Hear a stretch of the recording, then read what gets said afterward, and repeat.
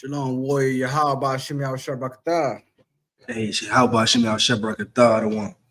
All right, my brother. All right. Can you hear me good? Kind of one con, so I hear you perfectly. Okay. Let me know if anybody can hear me in the chat. If they can give me a one. Hold on one second. Let me know if they can give us a one, or one west, or a one W. That we coming in good on the end.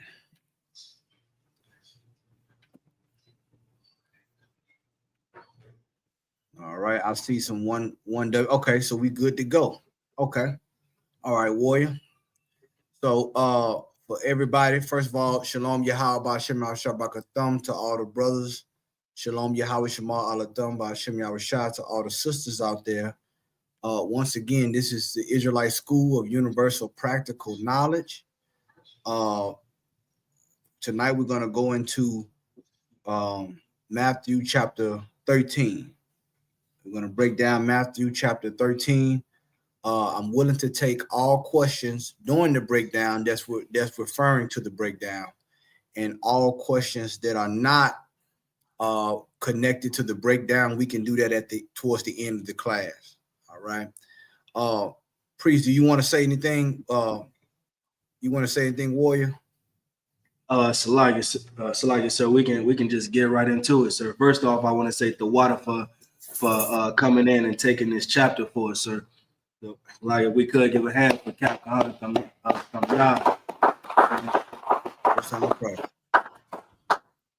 It's all on you, Cap. However you want to run it, that's how we run it, sir. Okay. Are we going to be able to pull the scriptures up on the screen as we go into it, just for a visual effect for the brothers and sisters, the listening audience out there? That way they can be able to see probably can put us on the side, or however you want to do it. You know, if we can have a visual representation of the scriptures we're going into, that way everybody will be able to follow along.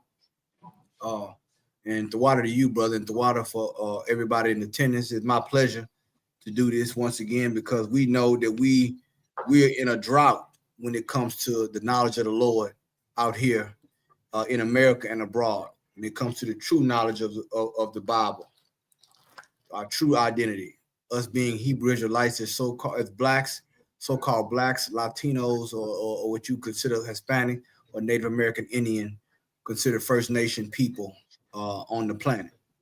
Okay, so let's pull up Matthew chapter 13, verse 1.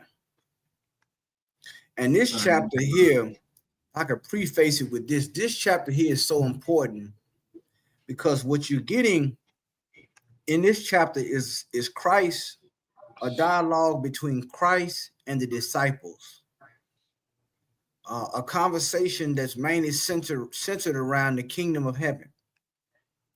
And why is that important? Because if we don't understand what the kingdom is, we don't understand the goals. We don't understand how to attain it. You understand? So we have to be able to understand these things in order to get the kingdom of heaven. All right. So we're going to go in there. Once again, feel free to ask the questions as we go on. I want to take my time. I want to make sure that everybody's edified on this and you understand exactly what we're breaking down in this scripture. All right. Okay, let's go to Matthew chapter 13, verse 1, my brother. Kind of one con, sir. This is the book of Matthew, chapter 13 and verse 1. The same day went Yahushua out from the house and sat by the seaside. So let's picture this. We got to visualize this now. This is Christ coming out of a house, and he's sitting by the seaside, right? What you would consider like the beach. He's got his water. He's sitting by the seaside. Okay, now let's go to verse 2. Kind of one kind. Verse 2. And great multitudes were gathered together unto him, so that he went into a ship and sat, and the whole multitude stood on the shore. So now there was a ship that's close by that he got on. The multitude, the great multitude were gathered to what? To come hear Christ speak. They were following him. Why? Because of his works, because of the things that he said. He drawed crowds. Great multitude were gathered together unto him. And so he got on a ship, which was by the seaside, and the multitude was standing on the shore. All right. So everybody understand. I hope we're good so far on that. The multitude, picture Christ on the ship, and the multitude is on the shoreline, waiting to see if he's going to speak. You understand? Which shows you that Christ drawed multitudes. What he said, a lot of people was trying to hear what Christ was saying, trying to hear what Christ was teaching, trying to be able to maybe catch a miracle here or there. You understand? Because the scriptures talk about that a lot of the sick were brought to Christ as well. All right. So his reputation was already established as someone to be reverenced. Okay. Now let's go to verse 3. Kind of one kind. Verse 3.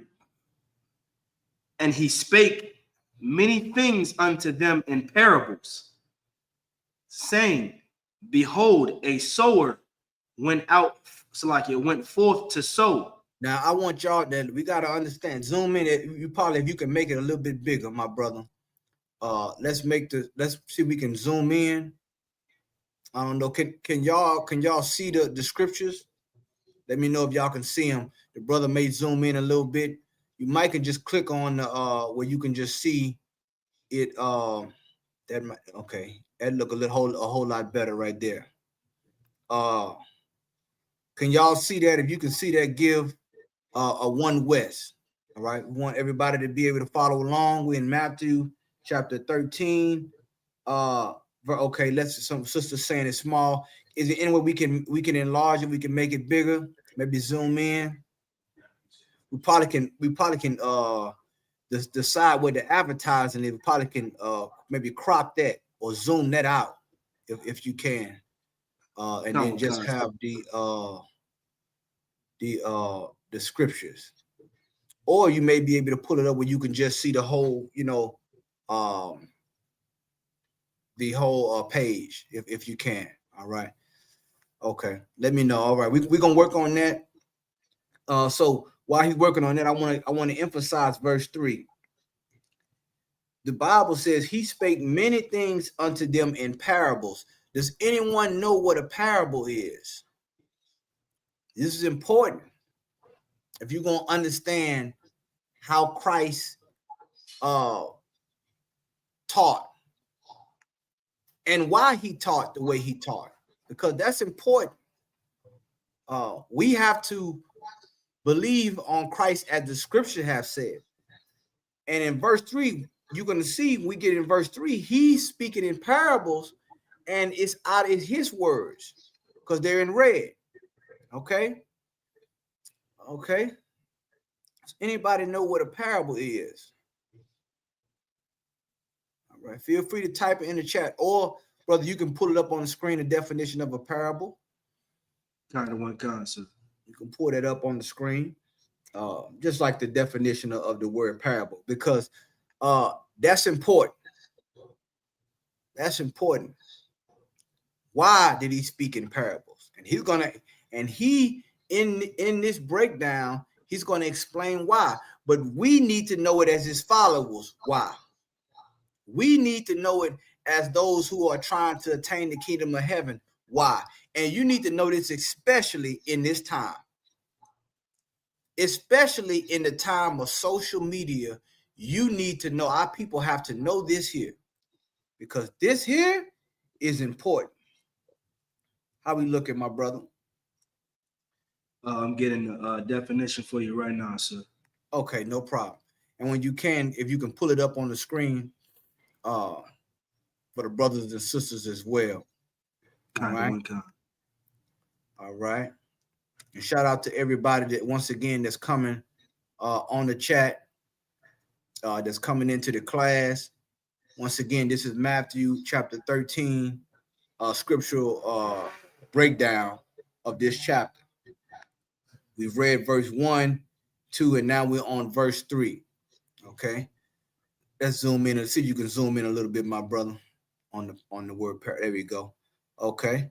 Read that if you can. Definition of the word parable in the Oxford Dictionary. A simple story used to illustrate a moral or spiritual lesson as told by Yahushua in the Gospels. You understand? A simple story used to illustrate. Go down, click on the one that says Merriam-Webster. Let's see what that says as well. Merriam-Webster dictionary. Let's check that out.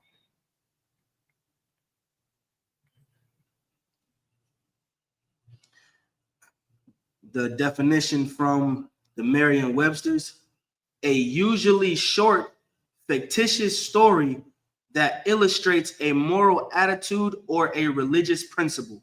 You understand? So this is a story that he's telling to illustrate something, right? He's not telling you directly, because a parable is like it's coded language. Huh? A parable is like a riddle. Coded language. Now, why is he giving these things in parables? Why? Now everybody come to hear him speak. But he's saying, I'm going to give it to you in a parable.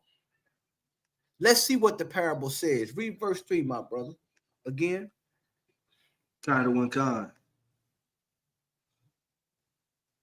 Book of Matthew, chapter 3 and verse 3. It's like it. And he spake many things unto them in parables, saying, behold, a sower went forth to sow. So he's talking, and we're talking about a sower. Think about somebody that has a garden or a field. The sower is somebody who puts seeds in the ground. That's a sower, right? This person here, because what's the purpose of putting seeds in the ground? You want those seeds to grow, to produce what?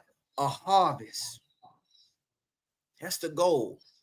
You're putting those seeds in the ground in hopes of what? Having fruit, having crops, having produce, yielding a harvest. So he's saying a sower went forth to sow. That's what sowers do. Go ahead. And he spake many things, like it. Verse 4. And when he sowed. I'm sorry, my brother. See if you can go to click on the full chapter. Click on, there you go. Right, go back. Like just like that. There you go. You can zoom, and if you can zoom in just a tad bit, you can zoom in closer to the words, like the space on the side. See if you can kind of zoom in where you don't have to have the left side or the right side. Anyway, see if you can do that if you can. All right, and then we can just go down with that visual effect. Maybe you can see that little arrow on the side. Try hitting that little arrow. Maybe that'll expand it. The little arrow on both. You got an arrow on the left side. Oh no, I'm sorry. That's going to take it to another chapter. I'm sorry. I think I'm not sure this one. I haven't figured that one out yet. Okay, all right, no sweat. Well, let's just try to make it. Let's try to do the best we can. All right. So y'all can see that. Y'all see where we at. You just highlight it as we read it. Okay, and let's see if that works. Okay, hold on. Okay. Oh, hold on. You might have got it right there, brother. There we go. Now there we go. Good. That's perfect. And I think we can y'all see that? If you can see that, give a 1 in the if you can see that, give a 1 in the chat. All right. A 1 West or a 1 in the chat. Okay. If you can see the scriptures. Okay, perfect. Okay, we're getting ones. Are we getting some ones? Okay. All right. So the brother's gonna highlight it now. The only thing I'm gonna have to let you know that it doesn't show it in red on here, but these are Christ's words that he's speaking. When he's talking about the parable, this is Christ speaking those words. Okay. So okay, let's go on. Go ahead. Verse 4. Verse 4. And when he sowed, some seeds fell by the wayside, and the fowls came and devoured them up. Right. So think about this. Picture this. He's throwing these seeds and putting these seeds in certain areas. And he said some fell by the wayside. And when the seeds fell, the fowls, which meaning the birds, came and devoured them up. Meaning these seeds, they are not going to produce fruit. Why? Because they didn't get into the ground. The birds came and devoured the seeds. They ate the seeds. That's right. All right. Everybody following us on that? Okay. Let's read on. Verse 5. And some fell upon stony places, where they had not much earth. And notice this, in order for a seed to grow, it has to get in soil. It has to be able to take root in soil. These particular seeds, they fell in stony places. Stony places, just think of concrete. Think of, where there's a lot of bricks or stones and things like that. It's stopping the seed from getting in the soil. So they fell into stony places. Read on, read that part again. And some fell upon stony places where they had not much earth. And forthwith they sprung up, because they had no deepness of earth. What does it mean that they had no deepness of earth? Does anybody know what that means? And I want to emphasize on the word deep, because it's gonna get deep. It's gonna get deep with this. Christ he's saying this to all the people. Remember, all the people on the shoreline is listening to Christ. And he's given an illustration, a parable, or a riddle, but it has some significance to it. That's right. It has some significance. There's nothing in the Bible that Christ said that didn't have any significance. Nothing. Everything had a lesson to it. Everything had a purpose to it. Did everyone understand? No. And we're going to see why they didn't understand it. And it's going to help us understand why our people, don't understand it today. Because what he said then did not change, because it's 2025. So-called 2000, the year of our oppressor. It doesn't change. Okay? So what does it mean? Put it on the screen if anybody knows this, my brother. When it says that they sprung up, meaning immediately they sprung up because they had no deepness of the earth. There we go, Princess Nazam Anyaju. There you go, no root. See, in order for a seed to grow, it has to get rooted. In order for something to produce fruit, you can't get the fruit without the root. That's right. See, there's a process that has to happen before you're able to produce something. We're not talking about genetically modified here. We're talking about organically. That's right. You understand? We're talking about something that's organic. The truth is an organic process. All right. And you have to know that if you're coming in this walk.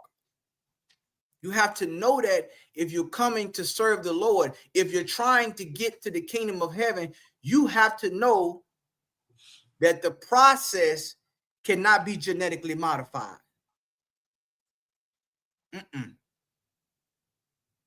He said they didn't get any root. It didn't get the deepness of the earth. Huh? Because what does the soil do? The soil provides what? The nutrients.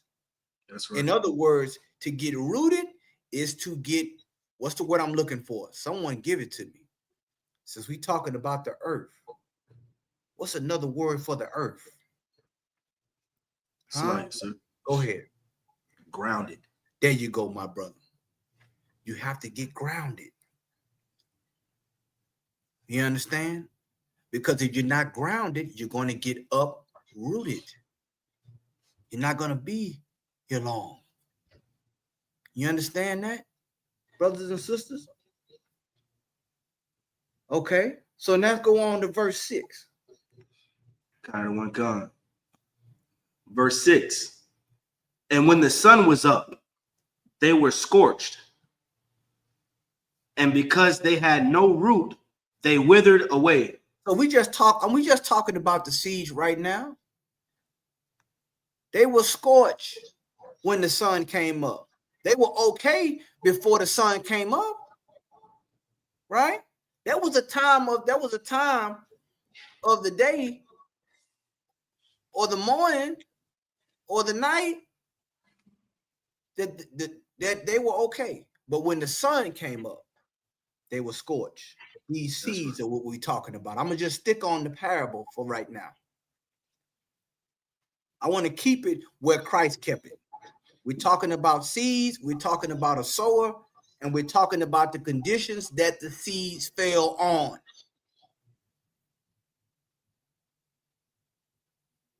They had no root. They withered away. Go ahead. Kind of one con. Verse 7. And some fell upon, and some fell among thorns. And the thorns sprung up and choked them. Then you have, and once again, the sower is sowing the seeds. He's putting the seeds over here. He's putting them, the seeds are falling in different places, different conditions. You understand? And these particular seeds, they fell among thorns. That was their environment, the thorns. And because the seeds fell among these thorns, the thorns sprung up and choked. And what did it say? Choke what? Kind of one con. Choke them. Now, come on, man. The seeds couldn't grow because the thorns choked them. Huh? So when you look at each one of these conditions so far, we have a seed that is not being able to sprout. A seed that's not being able to get in the proper conditions in order for to produce something, for to yield fruit. Just here, the seeds got choked.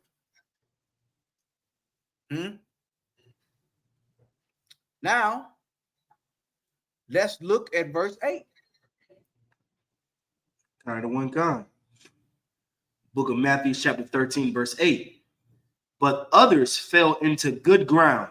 Now we're going to get now, and notice this here. It said good ground. Others. Now they're all seeds, but they fell into different conditions. And the different conditions, what? Affecting their what? Growth. That's right.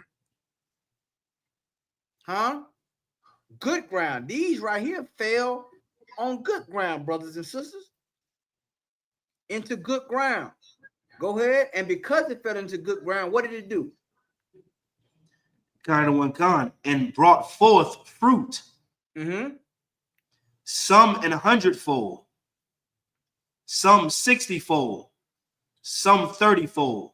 Man, that's a lot of fruit, brothers and sisters. That's a lot of fruit. So before the good ground, the seeds hit the good ground, you had other seeds that got into places where they did not have growth. Their development was arrested, whether through the fowls of the air, not being sown on stony ground, not being able to take root, and then those that happened to get on the ground, but they were among thorns. That's right. There you go, sister Jewel, producing fruit. And I want to say something about this. The whole goal of the sower was to hope that these seeds produce fruit. Because otherwise, if he didn't want the seeds to grow, he would not be sowing. That's right. The Lord sometimes used husbandry, which is farming, and examples to teach us a lesson about life. And in this case, to teach us a lesson about the gospel, about the truth. Do you understand? Now, take me on to verse 9. Kind of went on. The book of Matthew, chapter 13 and verse 9. Who hath ears to hear, let him hear. Now, this is heavy. Now we're gonna get spiritual now. Still all spiritual. We're gonna get in other words, we're gonna get deeper now. He then said, who have ears, let them hear. Now I assume it would be safe to say that the people came out there to listen, so they had ears. They had ears, right? They could hear. But what is he talking about when he's saying hear? Because you got people that hear, they got ears, they can hear. But why would he say if you have ears, let them hear? I'm gonna pose that question to the class tonight. Why would he say that? Why would he even say, hey, if you got ears, then I want you to hear. Let them hear if you got ears. There you go, Sister Kalia, Sister Yapa Kalia. That's right, understanding. Come on. Someone else. Let's see who else get it. Hear the truth. Okay. All right. The Wamyala, obviously preaching also Wamyala. Those who can understand. There you go. Who else we got? Sister Itarad, understand. There you go. Understanding. So what is this showing about hearing? Hearing is spiritual, not just physical. There you go. Listen close. It's close, but it's a little bit more because they heard what he said. But did they understand the what? Parable. That's right. They understand the coded language he was saying? Because hearing is spiritual. How do you know that? Look at what's going on right now. Right. In the earth. Everybody got, a lot of people, everybody out here got ears. I'm not talking about those who not hearing impaired, but they have ears, but they hearing something different. They can look at the Bible. They can hear someone say something, but they hear different. That's right. Why? Because the understanding is different. You understand? And how do you know that that's talking about us as a people? Because we be like, man, I hear what you're saying. You understand? Or I see where you coming from. Though that type of lingo is different because we're spiritual. Christ is a black man. That's right. You understand? He's saying those that have people like, well, I just heard what you said. What you mean? I hear what you're saying. Yeah, you hear me, but you don't hear me though. That's right. You don't really hear me. You hear me, but you ain't hearing me. You don't have the understanding. So he's saying, who have ears, let them hear. Let's go on to verse 10. Kind of one concept. Verse 10. And the disciples came and said unto him, why speakest thou unto them in parables? There you go. Here we go now. Now the disciples, after them hearing this, they saying, why are you speaking to them in parables? Disciples wanted to know why you just didn't give it to them in plain layman's terms. That's what he want to know. That's what the disciples want to know. Like, you giving these parables, just tell them what you want to say. Why you ain't just telling them these parables? That's right, Wilwam Yala. That's right. He said something about the police brutality. Right. They don't hear. That's right. That's exactly what we're saying. They don't hear what we hear. And they don't see what we see. They don't see it the way we see it. They don't hear the way we hear. And that's how you know their hearing is that right there is saying, he that have an ear, let him hear. Meaning what? You have an ear, you will understand this parable. You got me? There's levels to this. So now, disciples are asking, they came to Christ, why are you speaking to them in parables? They want to know. And this is a good question, because when you growing, they're like, okay, we want this message to go out. Why are you giving the coded language? Why you ain't just telling them how you really feel and what the whole thing is about? Nah, Christ he didn't want to do it like that. Huh? We're gonna see why he didn't want to do it like that. Go ahead. Kind of one concept. Y'all got now. Listen now. I've got listen. This scripture right here is it throw a lot of people off. But once again, you got to be able to hear Christ's words and accept his words. That's right. That's the thing with Christianity and these other beliefs, is the acceptance. And the acceptance has to do with what? Hearing. This is going to go against the narrative that they say who Christ was and what his mission was. Let's go ahead and read, my brother, verse 11. Kind of one con. Book of Matthew, chapter 13, verse 11.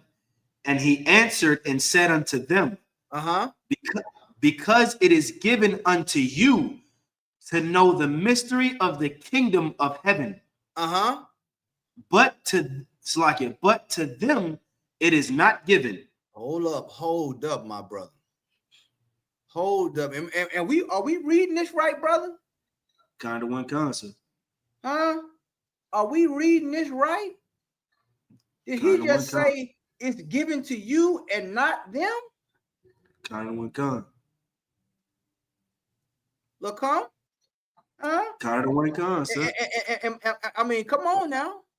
He said, and notice what he called the kingdom of heaven and what word he used, the mysteries. Huh? It's not for the general public. Everybody ain't gonna get this. And I don't want them to get it. It ain't for everybody. That's a hard pill to swallow. Christ said it out of his own mouth. Read it again. Let's go back to it. Let's see if maybe I can read it again. Maybe it's something wrong with my eyes. Maybe it's something wrong with me. Huh? There you go, Sister Jewel. It's not for everyone. Huh? Maybe it's something wrong with me. Maybe it's something wrong with Lacombe that's reading this. I doubt that. Last time I checked, I know how to read, and I have ears. That's right. There you go, Officer Knocker One exclusive. Read it again, verse 11. This is, and see, a lot of people ain't going. This is how you know Christianity is a false religion, and these things that all these other things that's going on out here outside the UPK is false. It's false, man. He loved everybody. How could he love everybody if he didn't want everybody to know the mysteries? That's right. If he loved everybody, he would have told everybody the mysteries at the boat. He wouldn't have to speak in parables. He'd have to speak in riddles. Have to do that. And the disciples, they asked him, why you ain't just what's up with this story about the sower? Just tell them, you know how you just lay it to them. Nah, it ain't for them. That's right.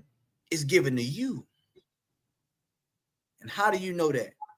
Because what would the world do with Christ's message? Look at what they're doing now. Just with the little bit that they do know, or what has been revealed up until this time.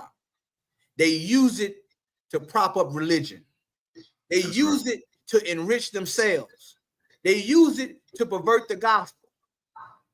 That's why it ain't for everybody. That's why everybody's ears can't hear. Slight, sir. Go ahead, my brother. Come on. If I could, what you're saying is heavy, because it made me think about the scripture where Christ was praying to the Most High, and he was like, Father, I thank thee because thou hast hid these from the wise and the prudent, and you've revealed it unto the babes. That's right, brother. That's a direct precept. Because Christ, and I'm gonna tell you something, Christ didn't want to be understood by everybody. He's still a mystery to this day for those who are outside the truth. That's right. Every time they look on the Discovery Channel or they talk about, his life, it's shrouded in mystery. What was he saying? What was he? Because they don't understand Christ. Let me tell you something, brothers and sisters.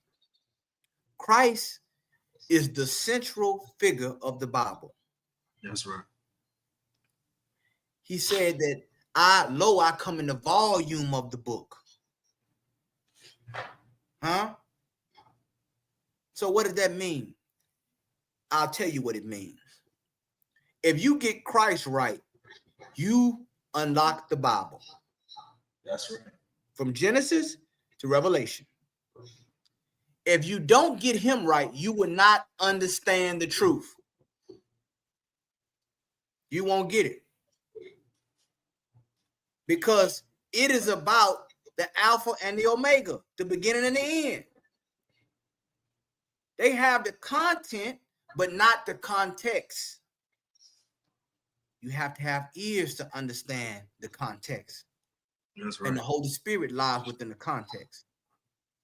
If you get Christ right, the Bible makes sense. You'll understand. Right. That's the central piece of the puzzle. You have to know that he's a black man. You don't know that? You don't understand. You have to know who his people is. So-called Black, Latino, Native American, Indian people. In order to start to understand the truth, to understand the Bible and his mission.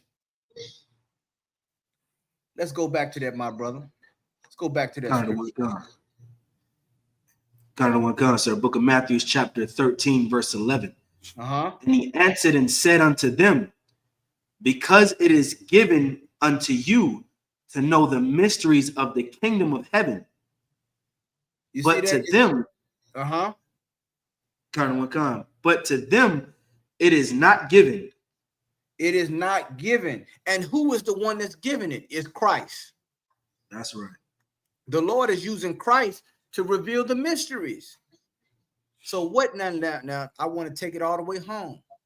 If it ain't given to everybody to get the mysteries of the kingdom of heaven, then that must mean the kingdom of heaven is not for everybody. That's right. You understand that? It's not for everybody. That's what Christ is saying. I know that goes against the narrative of Christianity. I know that goes against the narrative of these fake Israelite groups and everybody else, some crackpot running around, self-proclaimed man of God, self-anointed man of God. Nah, I know what it is. The Christian, you know why the Christian church and these other fake groups out here say that it's for everybody? Because they want everybody's money. That's right. That's why. They want everybody's money. They want everybody's resources. They don't care about the kingdom of heaven. It's for everybody. Christ died for everybody. How could Christ die for everybody if his words wasn't for everybody? That's right. They wanted to hear him speak. He spoke, but he didn't speak how they wanted him to speak. A lot of them probably left. There you're right, sis. Personal gain. A lot of them probably left and said, what was that? I heard him talking about somebody sowing, Well, I didn't. They left because, and he's gonna say why they wouldn't gonna understand. He's gonna say it. Keep going, my brother. Not giving it them. Verse 12. For whoso hath, it's like for whosoever hath, to him shall be given. But he shall have more abundance. But whosoever hath not, from him shall be taken away, even that he hath. What does that mean? What is the have? For whosoever have, to him shall be given. Now we keep in mind, we stand on the ear. We stand on, I don't want to give it to you. What do you need to have to gain more? What is the gift that keeps giving when it comes to the truth? When it comes to, I want to get, there we go. How far understanding. Go ahead, brother. Slack, so I was just gonna say the same thing. Reese also 1,000 among the board can't walk in the same. I'm sorry, I couldn't hear you, brother. Say it again. Slack, so Reese also 1,000 among the board became walking. I was say understanding. That's right, brother. The Bible says, above all thy getting, no matter what you get understanding. That's the key. The understanding. So it's saying whoever have, to him shall be given. And he that have and have more abundance. That wisdom and understanding, not all those are connected. All right? All those are connected. That understand, because what is the understanding? Once you get the understanding, it produces those things. That's right. That's the thing that is what? The platform for you growing. For you gaining more, because you have that, and you're gonna have that, and you're gonna have more abundance. But whoever don't have that, whatever he have is gonna be taken away. That's right. Christ was straight raw with it, man. You understand? We'll show you what kind of man he is. You understand? What kind of man Christ is. He's not the way society says he is, because they don't understand Christ. They don't have the understanding, which is why you hear these false doctrines and these false narratives about Christ and about his mission. Let's keep going, my brother. Kind of the one concept. Now Christ is gonna get into the explanation. You said I spoke in parables. He gonna tell you why he spoke in parables. Go ahead. Kind of one, verse 13. Therefore speak I unto them in parables, because they seeing see not, and hearing they hear not, neither do they understand. Man, that's heavy there. It's heavy there. So it's nothing wrong with your physical eye. You can have 20/20 vision.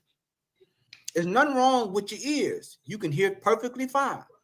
That's right. Everything check out as far as physical, your physical ability to see and hear. Your faculties work, but seeing is spiritual. They see, but they see not. That's right. So what is Christ saying here? You can have eyes and still be blind. You can have ears and still be deaf. Deaf to what? Deaf to what? The understanding of the mysteries of the kingdom of heaven. The understanding of the God. Go ahead, brother. Quick question, if you don't mind, sir. Would this be also going into like that parable where the brother was given talents, and he was afraid to produce because he saw that Christ was an austere man taking up what he didn't plant? Okay, that's going into a different direction, but that's still a parable. There's a little bit something different here. This okay, particular scripture. Okay, I wouldn't necessarily tie that in, but that is another good scripture about the kingdom of heaven. It's another good parable about the kingdom of heaven. But remember, each parable that he gave, it gives a different angle and a different atmosphere and situation, a different scenario where you can relate.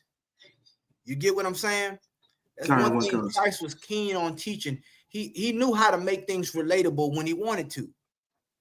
And he knew how to keep things in a way where people couldn't always get it all the time. He knew what he was doing, and he did it for a purpose. And he knew that they came to hear me, but they didn't really come to hear me. They came to see, but they didn't really come to see, because he said that they see and see not, and hearing they hear not, neither do they understand. Understanding is the bridge. Y'all see that? Kind of one kind. Understanding that they don't see, they don't have they don't care about the truth. And he knew they didn't care about the truth. That's why he said it's not giving it. I'm not giving it to them. I'm giving it to you. Go ahead. Kind of one concept. Book of Matthew, chapter 13 and verse 14.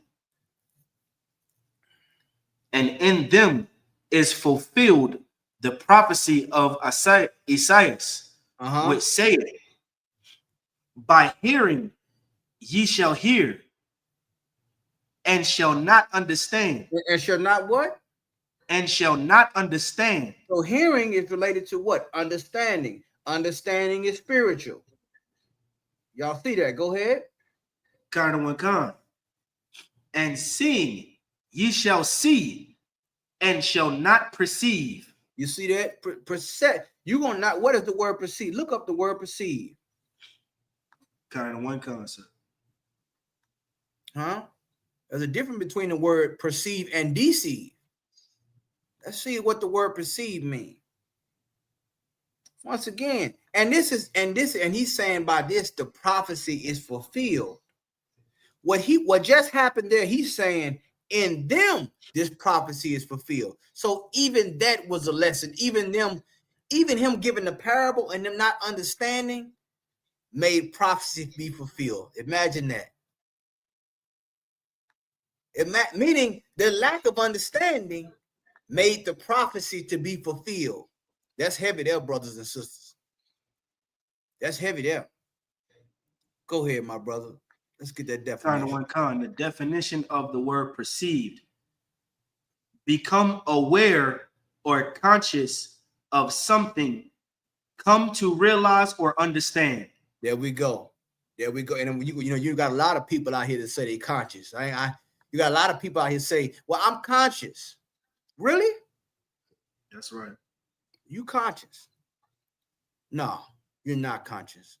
There you go. Come to realize. To understand. It's another level of understanding. Huh? They're not conscious, not aware of the condition. They're not aware of what God is trying to do and what God is doing. That's right. They don't know the purpose of the Lord. They don't know the purpose of us getting out of captivity. They just want a comfortable place here in captivity. They don't want to leave. Right. They don't want the kingdom of heaven.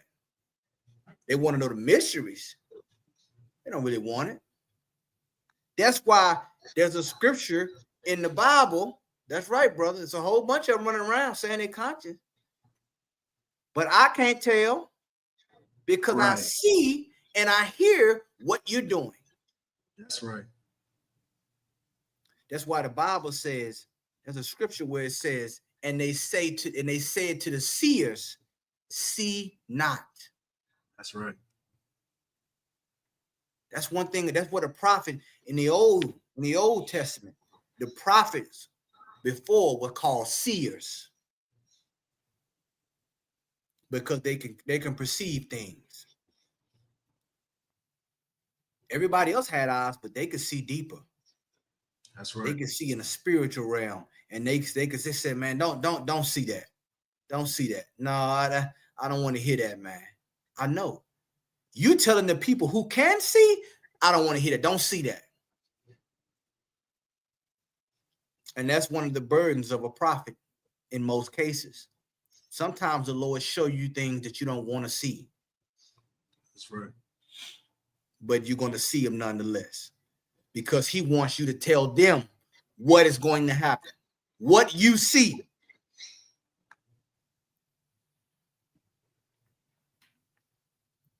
Let's go on, my brother. Kind of one concept.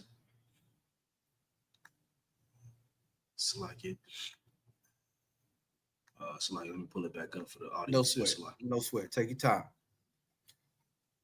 We on verse 15. We're moving on down. So once again, Christ just said the prophecy of Isaiah, which I believe is Elijah. I could be wrong. Isaiah is being fulfilled by this. All right. You can fact check me on that right there. It's saying Isaiah, but it could be talking about Elijah. You know what I'm saying? Talking about the prophet of Elijah. But just you can fact check me on that, of course. But nevertheless, the prophecy is being fulfilled, because them, by not understanding, I still got the job done today.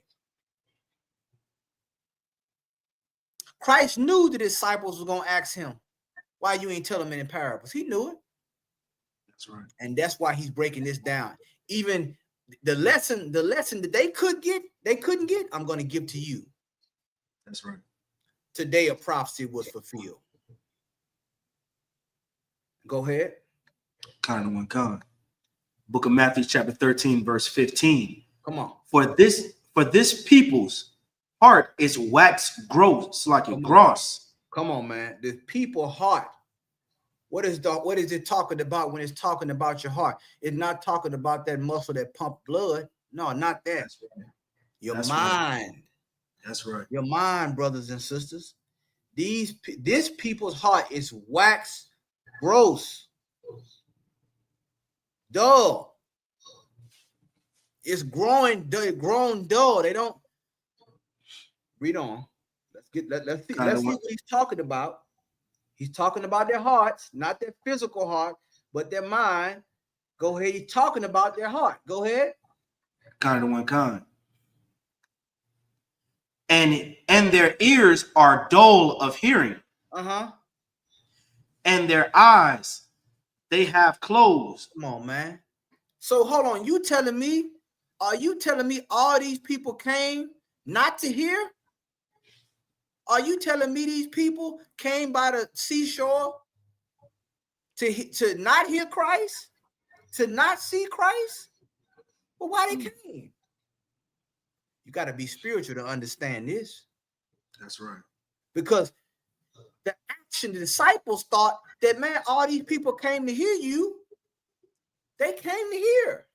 They came to see. Why are you speaking to them in parables? Christ said, nah, he can see beyond just them coming and listening, standing there. He said their heart, their ears are dull from hearing, of hearing, and their eyes, they close. So what does that tell you about people out here who claim they want to follow Christ? Who claim they want the truth? Really? Because you got a lot of people that'll show up. That's right. But they won't stay. That's right. Got a lot of people that show up, but they won't hear.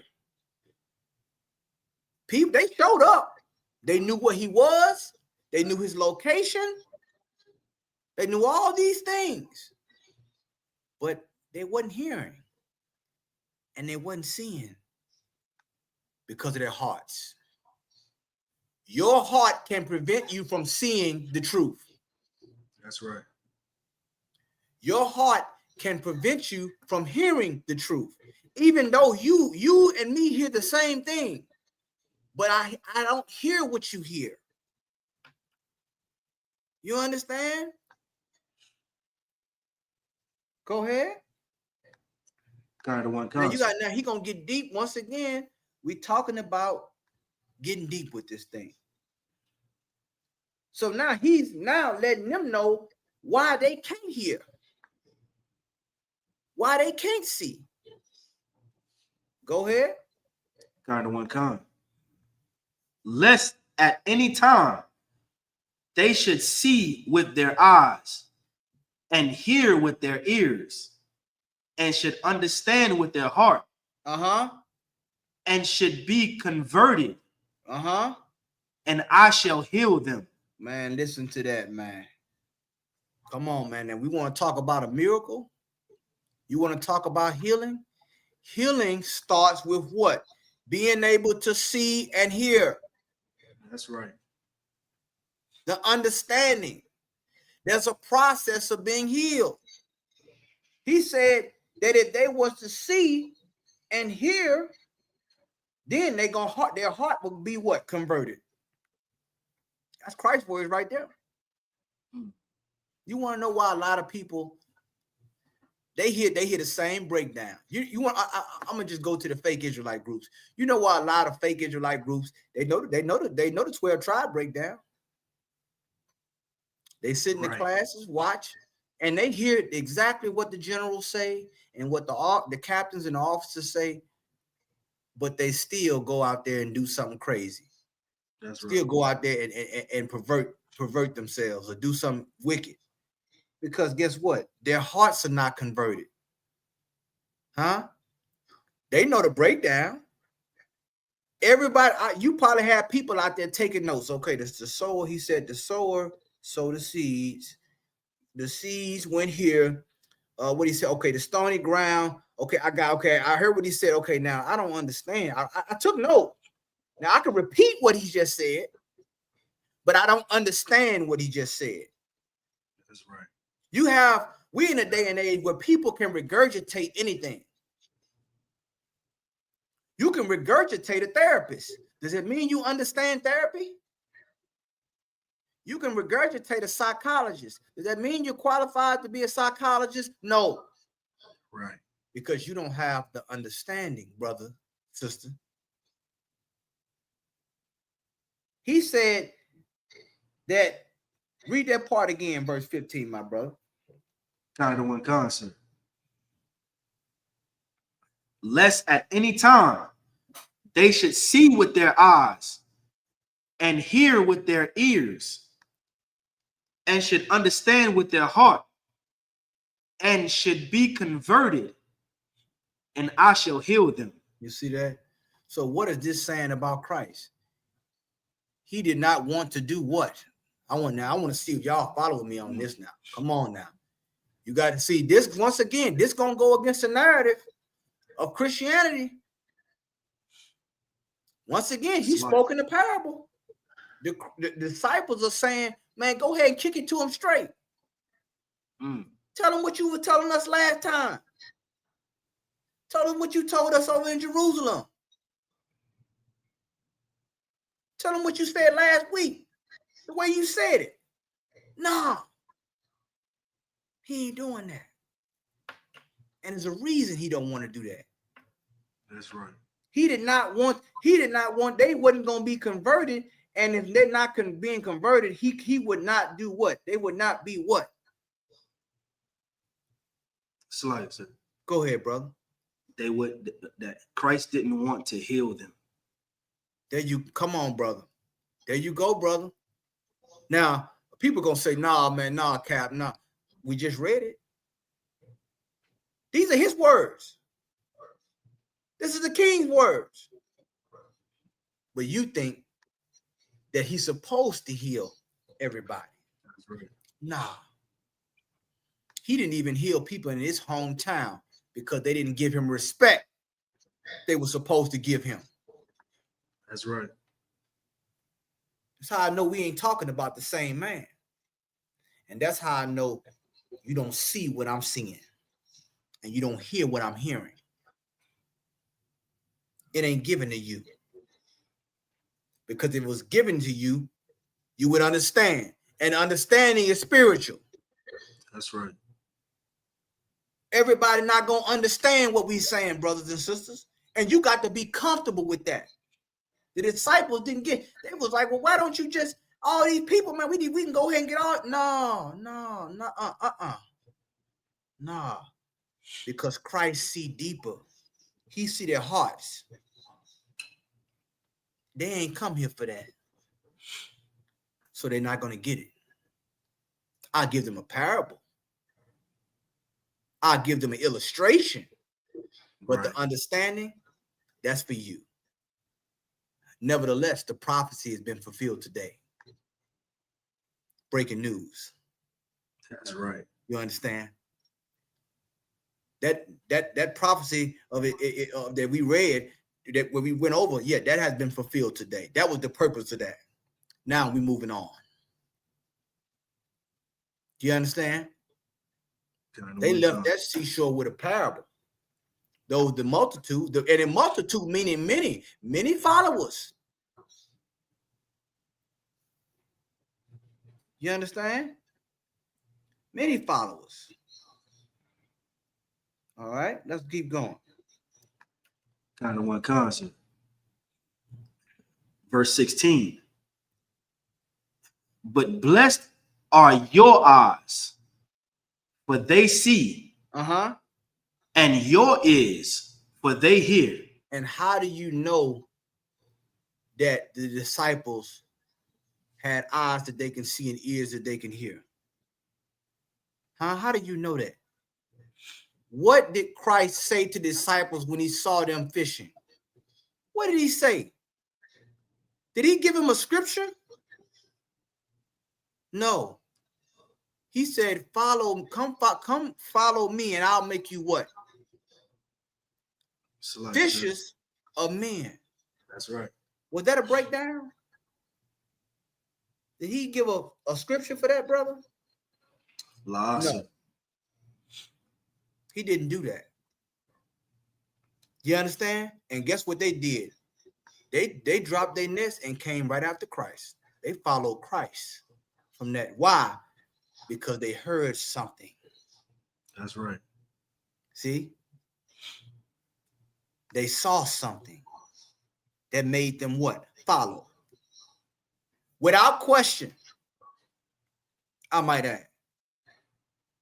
You understand? Without question. That's a different level of understanding. Some people, they need proof after proof after proof after proof. I got news for you. You'll never get it. That's right. Or I'll just give you a parable and the prophecy be fulfilled in you. Go ahead. Kind of one kind. Verse 17. For verily I say unto you, that many prophets and righteous men, have desired to see those things which ye see. Talking about the daily discourse, the things that they seen being around Christ, all the things that he showed them, the miracles. He said it's prophets that wish they would have seen, the desire to see the things which you see today.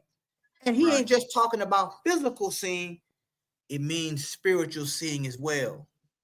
That's right. Go ahead. Kind of one kind. Go ahead.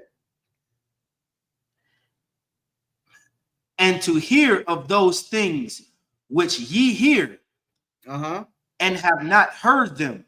Go ahead. Verse 18. Hear ye therefore the parable of the sower.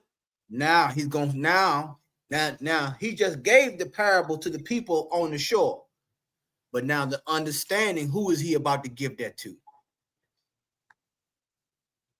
I want to see if y'all following with me. He just, remember, he said the parable on the boat to the people at the shore. He spoke out and said the parable, but now he's saying, hear ye therefore the parable. Now he's talking directly to his disciples. That's right. He's talking directly to his disciples. He's going to give them the meaning of the parable. You understand? Go ahead. Kind of one kind. Verse 19.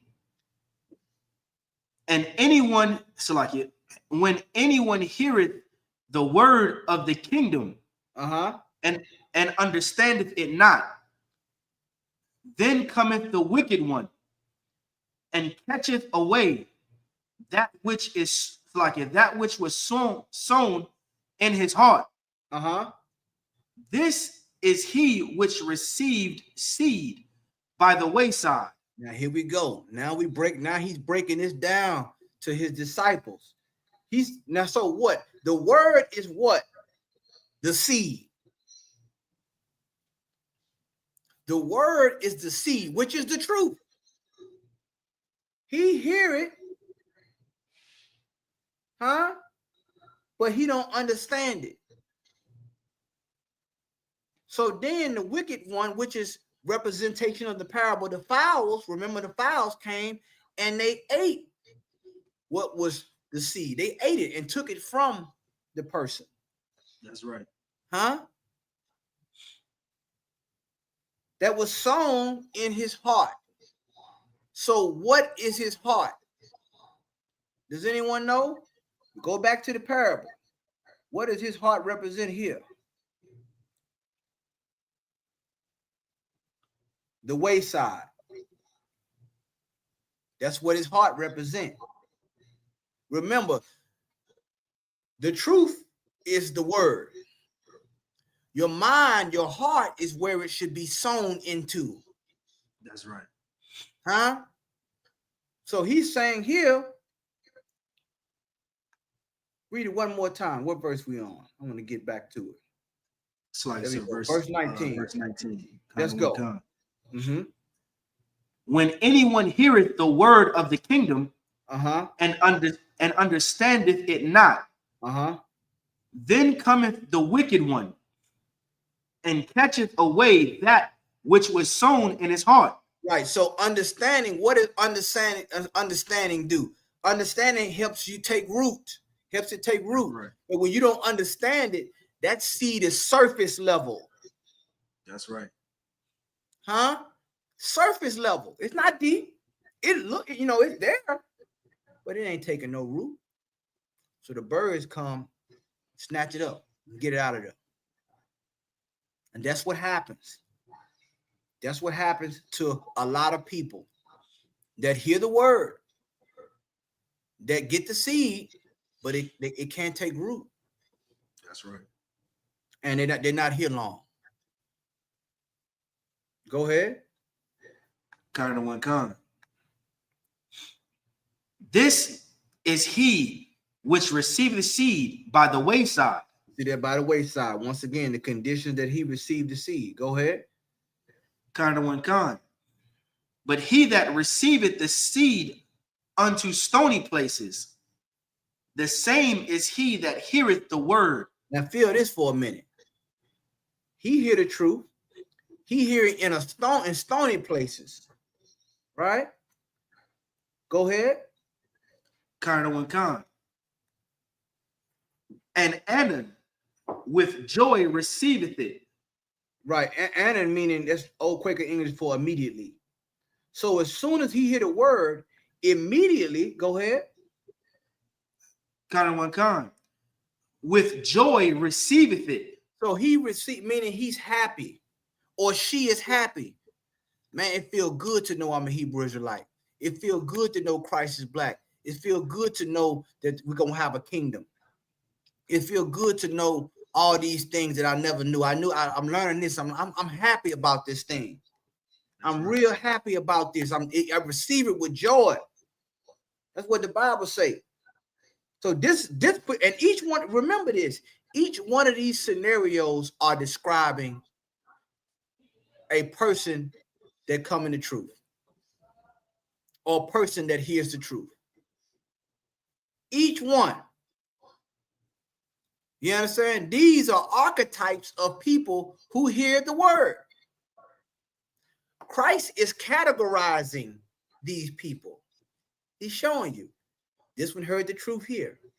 This one hear the truth in this place. This one hear the truth like this. He's breaking these things down to show you the different types of people you will meet. That's right. Go ahead.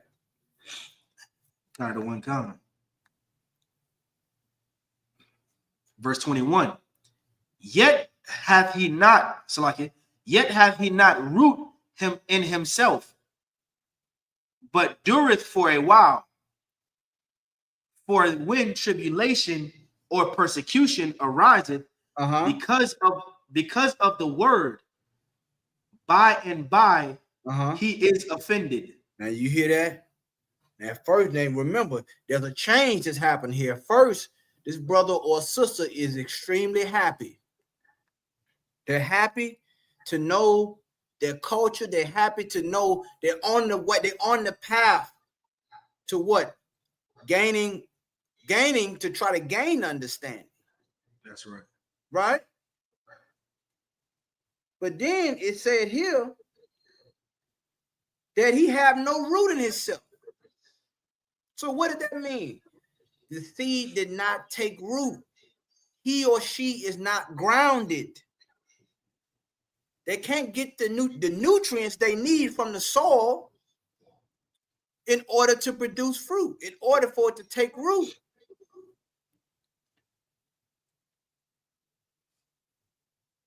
So he only endures for what? When it says dureth, that means endure. God, my God. So he only what? Read it again. Kind of one God, sir.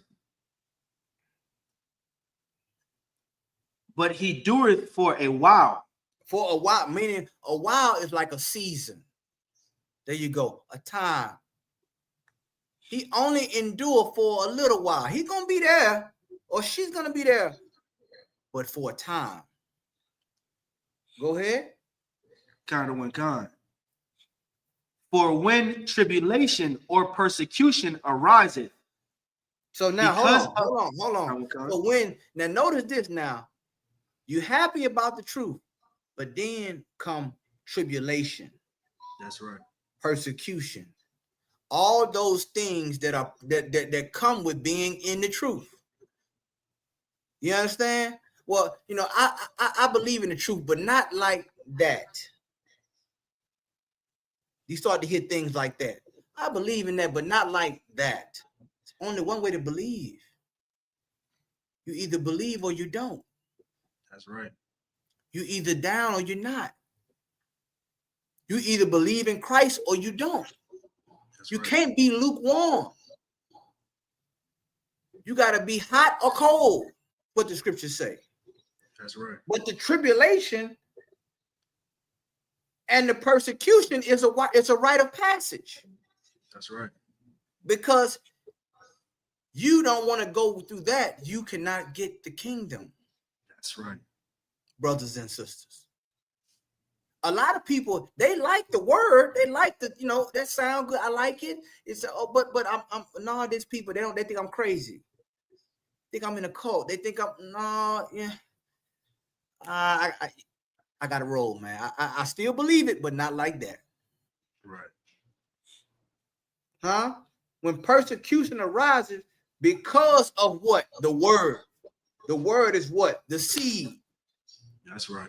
So the seed is in his mind. Let me get this out. Because it's too hard. Life is too hard now. Now that I know I'm an Israelite. Now I know I gotta live like this. I don't have the friends that I used to have. I don't have all the, you know, the accolades and all these things. I'm not looked at the same. You're not supposed to be, because you're a new person, brothers and sisters. That's right.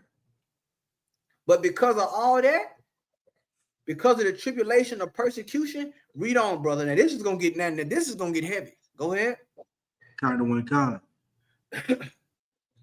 For when tribulation or persecution ariseth because of the word, by and by he is offended. By and by, meaning as time go on. By and by. That's an old phrase. By and by.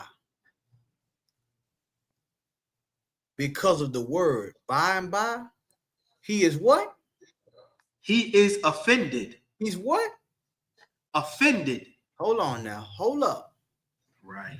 Now we all know that, you know, a brother can be offended or a sister can be offended, and there's a process for that. We call counsel. That's right. But this one is a little bit more different.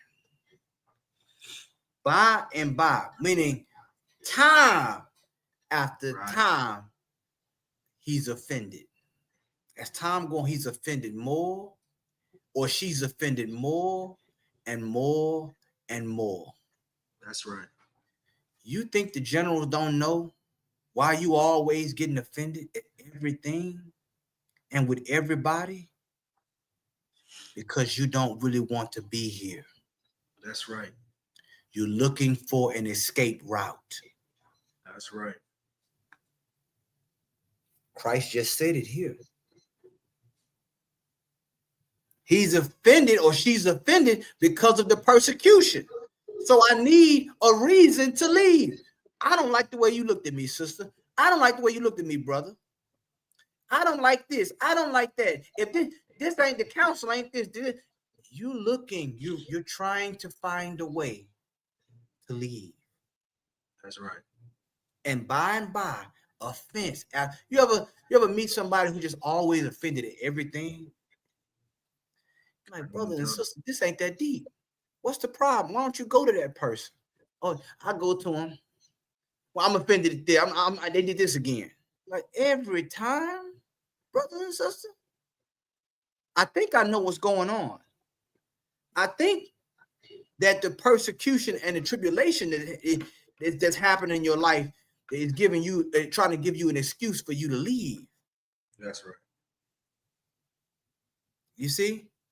But the problem is, it keep getting resolved. Every problem you have keep getting resolved, and I gotta find something else. When that get resolved, I'm offended at this. This get resolved. I'm offended at that. Christ knew these kind of people. He knew That's them. right. And we're reading it right here. Once again, these are the archetypes of people who hear the truth, who receive the word in different conditions. And their heart is the conditions.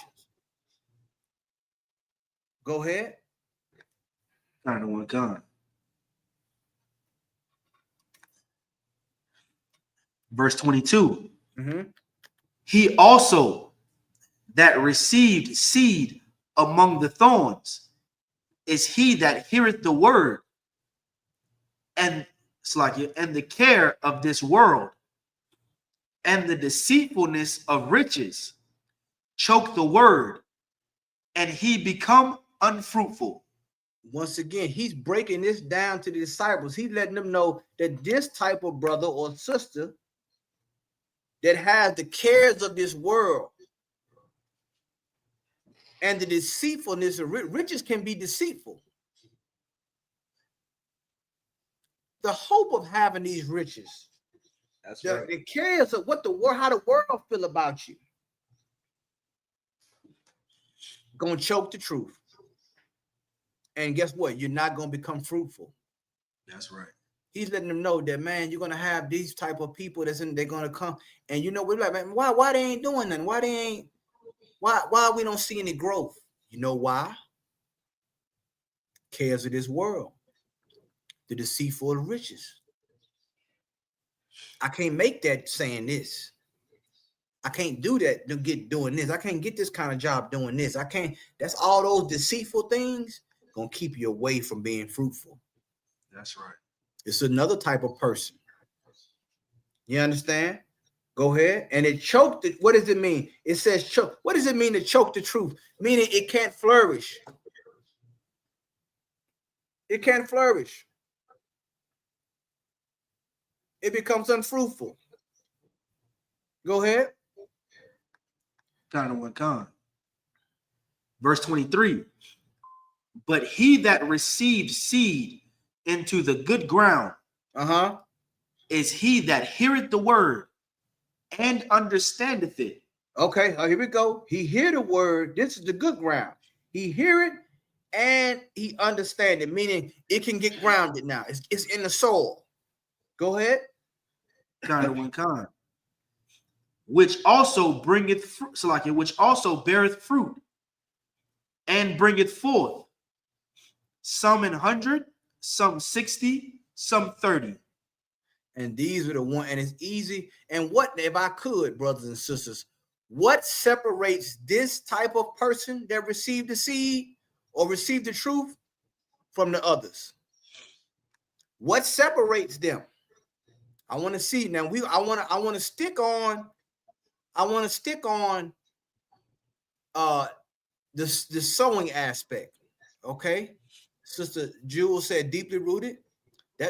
That's partly of it, but I need more. Nah, I need more. I understanding that's part of it, but no, it's one thing. Okay, it's one thing that separates one seed from the other, and it's simple. We using garden. We using terms of the garden, terms of husbandry. It's one thing that separates this one from all the rest of the seeds, and it's one thing that you know if you understand gardening or anything about husbandry or farming. That's going to let you know what separates them and how you can tell the difference between each one. Go ahead. I'm sorry, brother. Go ahead, my brother. In verse 23, is it that he received the truth? Like his ears was working, he was open to accepting the teaching that he was given? And because he did, what happened? His roots dug deep. He was grounded and he flourished. And flourishing meaning do what? He's going to yield what? Good fruit. There you go. That's the key. He became fruitful. That's right. And fruit brings other seeds. Ain't that the beautiful thing about the Lord? How the Lord deals with nature, fruit it bears. Yeah, the fruit. You understand? That's the difference. Became fruitful. Some 40, some 100-fold, some 60, some 30. It varied, but he brought fruit. That's right. The Lord wants produce. In other words, he wants production.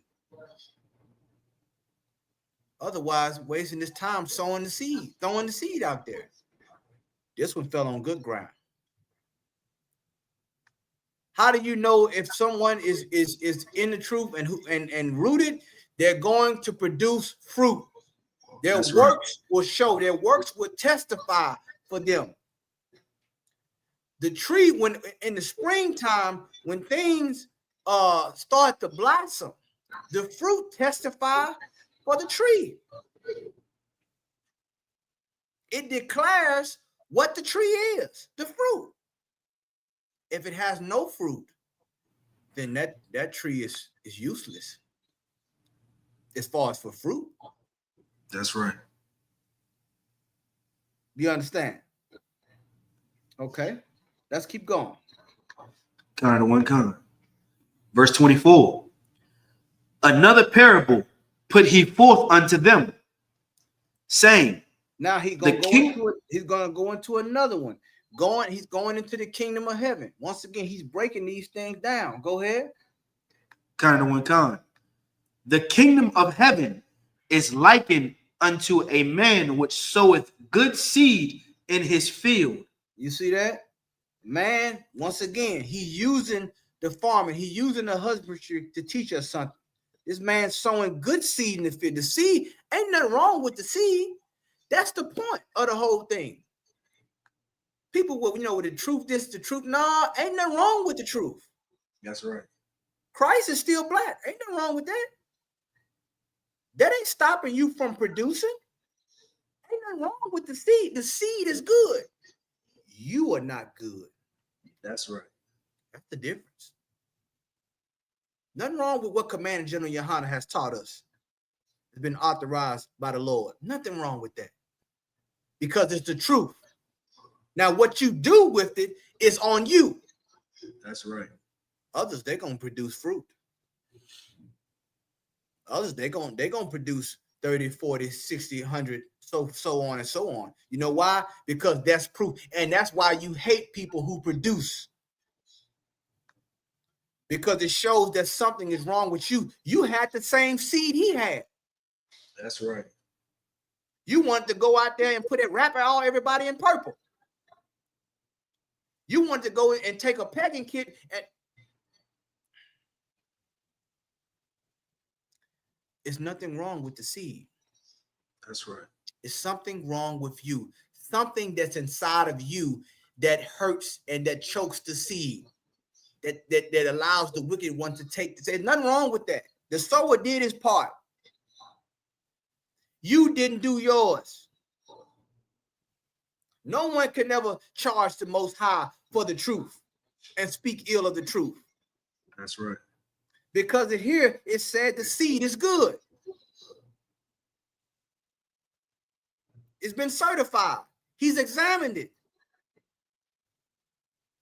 Go ahead, my brother. Kind of one kind. Verse 25. But while men slept, his enemy came and sowed tares among the wheat and went his way. The enemy of the sower is also the enemy of the kingdom of heaven. And while men, his servants, slept, the enemy came out there and he sowed tares. That's right. Remember this, brothers and sisters. The enemy know how to sow as well. They know how to sow tares. What is the tear? Look up the word tear, my brother. Kind of one kind. Once again, he's breaking this down to the disciples because these are things that they're going to encounter. This was a master class on the kingdom of heaven. You understand? What is the tear? Now he just sowed good seed in the field. Huh? He sowed good seed. He wanted good wheat. But the enemy came when everybody was asleep and sowed tares. Let's see what tares is. Kind of one kind. Go ahead. Definition of the word tares. A vetch, especially the common vetch. Right. Second definition. In biblical use, an injurious weed There you go. resuming kind. Go ahead. Assuming what? Resembling wheat when young. Now y'all gotta follow that now. So this person who's the enemy of the kingdom, who don't want the kingdom to blossom and prosper, what did they do? They sowed tares at night among the wheat. And notice that a tare can resemble wheat. Don't miss that part. What does it mean to resemble? Does anyone know what it resembles? What's the word resemblance? I got to use these words because I want y'all to be able to understand what is happening here. And if you understand this, you're going to understand why we are in the times that we are now with all these false doctrines, religions, and fake Hebrew Israelite groups. That's right. A tare resembles wheat. Go ahead, brother. Say what? Kind of one kind. The word resemble. Having qualities or features, especially those of appearance in common with. You see that? The appearance. It looks like wheat, but it's really a weed. They're two different seeds. One is a good seed and one is a bad seed. So this happened while the men were asleep. This is the work of an enemy. Remember, the seed is the truth. You got things that look like the truth, that even sometimes sound like the truth, but it's not the truth. It resembles it. Oh, I'm a Hebrew. Oh, Shalom and all. No. You know, Grand Rising. No. Right. A black. What they say, free to land. All this stuff that just sounds like tares. All this stuff. And it sounds like it's for you. It sounds like it's for the kingdom, but it's not. That's right. It's a decoy. That's right. It's a dummy. You understand? It's genetically modified. It's not real. That's right. Even though it looks, this is where the sight comes in at. This is where seeing comes at. This is where the discernment comes at. Huh? Because if you just going by looks, well, it looked like, yeah, okay, they're Hebrew Israelites, they believe in, Christ is black, and we all, black Hebrew Israelites and black Latino, Native American Indian, and okay, all right, that sounds good. They got the fringes, okay, border blue, okay, that must be the truth. No.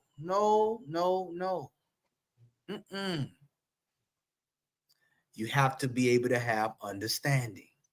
That's right. So listen to what's going on take place next. Do we have a time limit, brother, or we can keep going? Slide it, sir. It's on you, sir. Okay, we're gonna go all the way. We're gonna finish all the way this chapter. I don't want to end not finish it. So y'all just bear with me. I know I want to try to hurry up and get on before Commander Junior Hana do his show. I'm trying to knock it out. All right, let's go. Khan. But while men slept, his enemy came and sowed tares among the wheat. And went his way. Verse 26. But when the blade was sprung up and brought forth fruit, then appeared the tares also. So meaning when the grain started to grow, then they seen the tares. They're like, damn, the tares is among the wheat, right? And then the tares is right there. So they saying, okay, it's starting to sprout, right? Grain starting to show. Then they seeing tares. Go ahead. Khan. Verse 27. So the servants of the householder came and said unto him, Sir, does not thou soweth, Salakia, didst not thou soweth good seed in thy field? From whence then hath it tares? So the servants told the householder, which is the sower, hey, you sowed good seed out here. Why we seeing tares? They asking him the question. Go ahead. Khan. Verse 28. And he said unto them, an enemy hath done this. Say what? An enemy has done this. You got to know this as a brother and sister in this school. If you start seeing, when you know this truth is pure and it's good, and you start seeing all the other things pop up out of nowhere, know an enemy had done it. That's right. Know your enemy. It ain't by coincidence. This is not natural. The master sowed good seed. When you start seeing all these different tares and things, and all these different fake groups and people stealing money and doing all kind of evil but have the appearance of the wheat, but they out there trying to poison the field. He knew an enemy have done this. That's right. And that's how you got to look at people who follow these things. An enemy have done this. Why? To destroy the fruit. That's right. It says a tare is an injurious weed. Injurious meaning it can cause harm. There you go. Hold on, let me see. Does this go along with where? Read that for me, brother Salakia. Salakia, sir. He said, this young man out of South Dakota, he says, Canada One Khan, Salakia, does this go along with where we are told to beware of diverse doctrine? There you go. Diverse doctrine is a tare. Those are things that want to stop the truth. And they resemble, once again, Satan knows how to sprinkle a little bit of truth, a little bit of lie among the truth. That's right. And it's really not the truth after you do that. You understand? It's not the truth because what? You are making a false doctrine. That's right. Get this to get black people listening. You get that they do it all the time. These fake black activists and all these things. What can I do to get? Oh yeah, the white man, he's the devil. Yeah, we say the same thing. But we want 100% tithes. You know what I'm saying? We want you to go back to Africa. We want to let Africans in here. We want you to wrap you in all purple. We want to wrap you in all white. We want to do all these things. You understand? That is a tare. Okay. False believers, false doctrine. Go ahead. Kind of one concert. So like in verse 28. Uh-huh. And he said unto them, an enemy hath done this. The servant said unto him, wilt thou then go? So like it, wilt thou then that we go and gather them up? Right. Go ahead. So the servant's asking the master or the sower, do you want us to go out there and gather all them up? Go ahead. Kind of one kind. But he said, nay, lest while ye gather up the tares. Pay attention. So he's saying, no, nay is no. Don't go gather them, lest while you gather up the tares, go ahead. Ye root up also the wheat with them. What does that mean? That means the tares are so close to the wheat that if you pull one up, you can uproot the other one. That's right. Because this is a delicate matter. The truth is a delicate matter. I don't want this to mess up the harvest. So don't go pulling them up, just yanking them up out of there, because you might hurt some of the good seed. So this is wisdom. Listen what he said. Go ahead. Kind of one kind. It's like it. Verse 30. Uh-huh. Let both grow together until the harvest. Say what? Let both grow together until the harvest. He said, let them grow up together. Let's see. Let them grow up together, you know what I'm saying, until the harvest. What is the harvest? The harvest is the time where you reap. That's right. That's what he said. Don't disturb them. Let them keep growing to the harvest. Go ahead.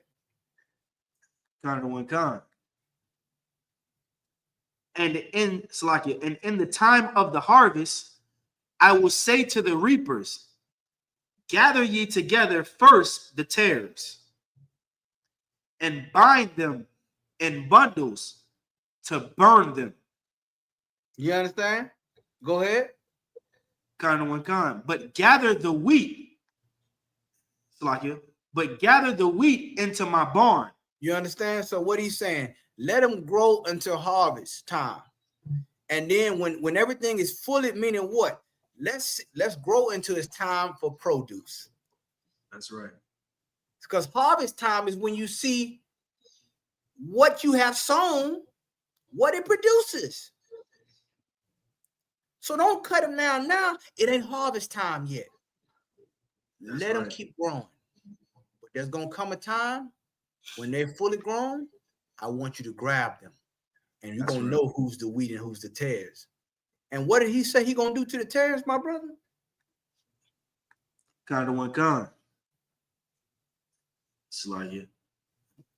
And it's like it. And gather them. It's like gather ye together first the tares, and bind them in bundles to burn them. You see that? They're gonna be burned, and that's similar to judgment day is like the harvest. That's right. That's like when the Lord judge all works. That's why he said, whatever a man soweth, that shall he also reap. Once again, he's using the what? The husbandry, the sower. He used these things to teach us about life, these simple things to teach us about life and its cycles and how he deals with judgment. You understand? He said the reapers I want the reapers to go out there, and now you cut it all down, and we're going to separate them. And the wheat going to go in my barn. My barn is what? The kingdom. That's right. Outside the kingdom is fire. Destruction. Go ahead, my brother. Kind of one kind. Verse 31. Another parable put he forth unto them, saying, the kingdom of heaven is like to a grain of mustard seed, which a man took and sowed in his field. Right. Once again, what he's using the sowing. He's using this right here. Once again, he's giving them the different parables on the kingdom of heaven. Why? To get them to understand the process and to get them to understand how it's going to be, what the kingdom is going to be like, what people are going to do to try to stop the kingdom from happening. Okay, go ahead. Like a grain of mustard seed. Go ahead. Kind of one kind. Growing, so like it, verse 32, which indeed is the least of all seeds. A mustard seed is small, the least of all seeds. Go ahead. But when it grows, it is the greatest among herbs. And becometh a tree, so that the birds of the air come and lodge in the branches thereof. You understand that seed that's growing, that's going to become like a tree, man. It's going to become great. You understand? And all the birds of the air are going to come and lodge, meaning what? It's going to be like a government, man. That's right. You look, what do you call, what do they say about America? They got 3 branches of government, the judicial, legislative, and I forgot the other one. You understand? Branches of government. Why are they saying branches? Because a branch is signifying with a tree. You understand?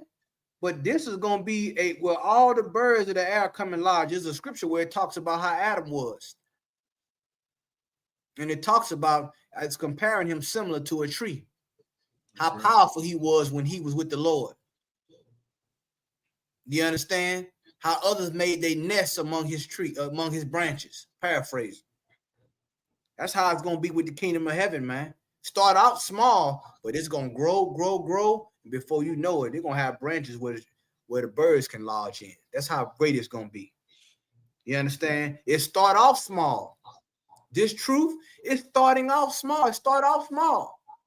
Started out of 1 West 125th Street in Harlem, New York, in a small room with 7 men. You understand? And Commander General Yohana came and learned under those 7 men. And now it's starting to grow more and more and more. But there was tares that were sown among the good seed. That's right. And that's why you have all these groups out here. You want to know why you all these groups? It was only one school. One. That's right.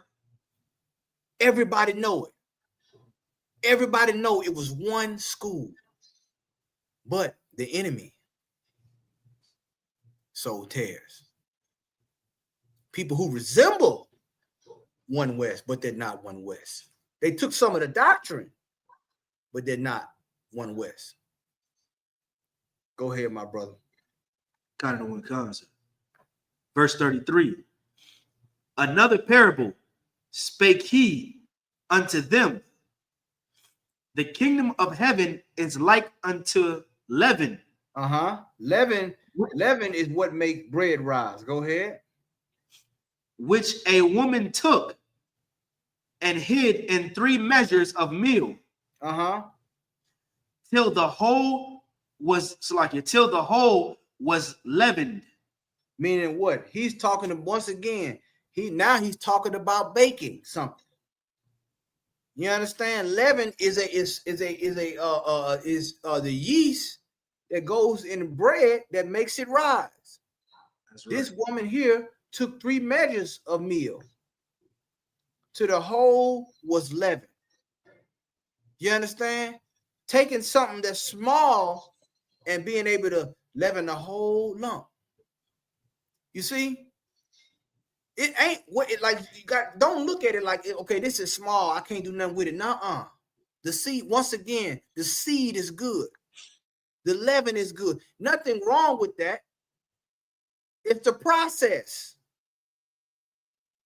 A lot of people don't understand the process. Why? Because they got eyes but can't see, ears but can't hear. It's a mystery to them. And it's going to remain a mystery. Because that's the way Christ wanted it.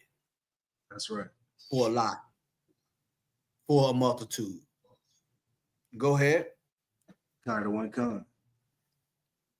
Verse 34. All these things spake Yahushua unto them, so like unto the multitude in parables.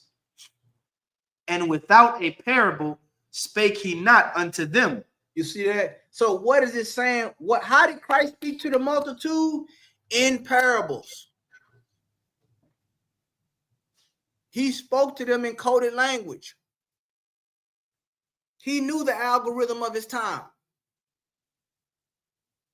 Without the parable, he spake not unto them. He was speaking parables to these people because he did not want them to get it, because their heart wasn't right. Their mind was not right. He didn't want them to get it.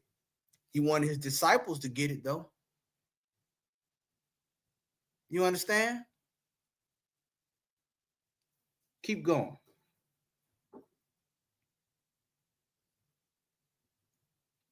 Take me to verse 35.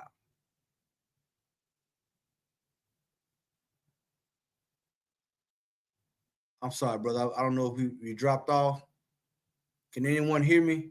If you can hear me, give me a 1.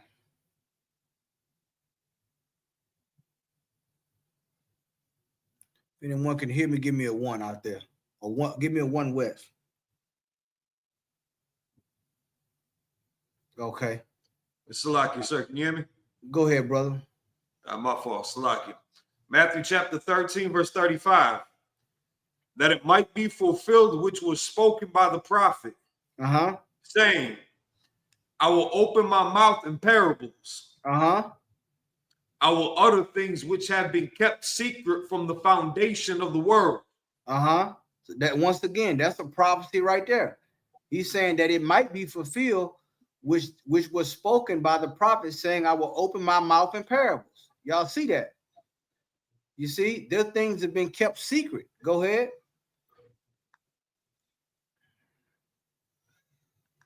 Verse, what's that? Verse 36. 36, go ahead. Then Yahushua sent the multitude away and went into the house. And his disciples came unto him, saying, declare unto us the parable of the tares of the field. You see that? Once again, now he's gonna go into he's gonna break it down to the disciples. Go ahead. Verse 37. He answered and said unto them, he that soweth the good seed is the Son of Man. Talking about Christ, the teachings. Go ahead. Verse 38. The field is the world. Go ahead. The good seed are the children of the kingdom. Go ahead. But the tares are the children of the wicked one. You see that? The children of the kingdom gonna hold the truth. The tares of the wicked are gonna hold lies. They're both in the world together. Go ahead. Verse 39. The enemy that sowed them is the devil.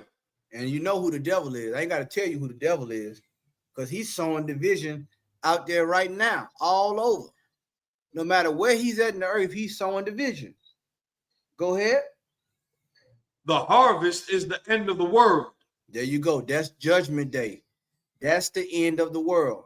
All right. That's where you get the reaper from. Go ahead. And the reapers are the angels. There you go. They coming to reap the harvest. Go ahead. Verse 40.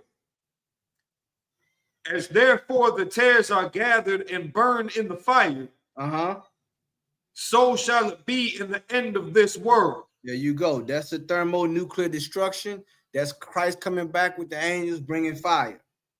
Go ahead. Verse 41. The Son of Man shall send forth his angels, and they shall gather out of his kingdom all things that offend, and them which do iniquity. Right. All things that offend what? The kingdom of heaven. All things that's contrary to the kingdom of heaven. Right. The angels is going to gather all the things that offensive to the Lord. What? Going against the commandments, going against the law, statutes, and judgments. Right. And guess what? And what it say? And read that part again where it says after offend. Kind of one kind. And the Son of Man shall, it's like it, and the Son of Man shall send forth his angels, and shall gather, it's like it, and shall gather out of his kingdom all things that offend, and them which do iniquity. Those are the tares. That's what we just read earlier. Those are the tares. All things that offend, that do iniquity, mean practice lawlessness. Go ahead. Kind of one kind. And shall cast them into a furnace of fire. There shall be wailing and gnashing of teeth. There you go. That's what's going to happen to the tares and the wicked. Go ahead. Kind of one kind. Then shall the righteous shine forth as the sun in the kingdom of their Father. Who hath ears to hear, let him hear. We keep saying it because that is the understanding. If you got an understanding, you're going to hear this. Go ahead. Kind of one kind. Again, the kingdom of heaven is like unto treasure hid in a field. Now he's talking about a man who's going on a treasure hunt, right? Well, he's giving these different comparisons to let you know, to put in your mind, this is what the kingdom is like. This is what the kingdom is like. This is what's going to happen with the kingdom of heaven. This is how the kingdom is going to come here. He's letting you know by these parables. He's breaking it down to the disciples. Go ahead. Kind of one kind. The which, Salakia, the which when a man hath found and hideth, and for joy therefore goeth and selleth all that he hath, and buyeth that field. What does that mean about this man? He's willing. This treasure means more to him than all that he has, and he's willing to sacrifice everything he have for this treasure. That is a person. That's what the kingdom of heaven is like. That's when right. you find it, when you understand the mystery. I'm willing to give it all up. That's right. I'm willing to give it all up. You understand? Because this right here means more to me than all of my possessions.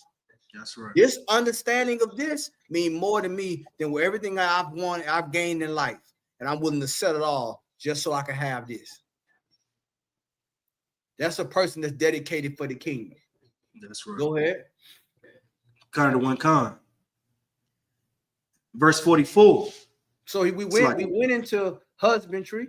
We went into somebody who's finding a treasure. Now we're going into a merchant. Go ahead.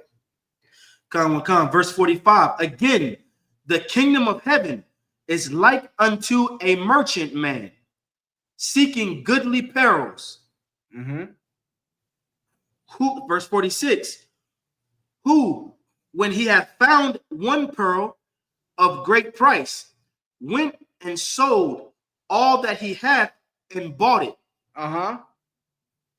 Again, the kingdom of heaven. So now, once again, this is another example. What is he showing? That this is more valuable than everything that I found in life. That's right. That's what he's saying. And how can you know you can precept this?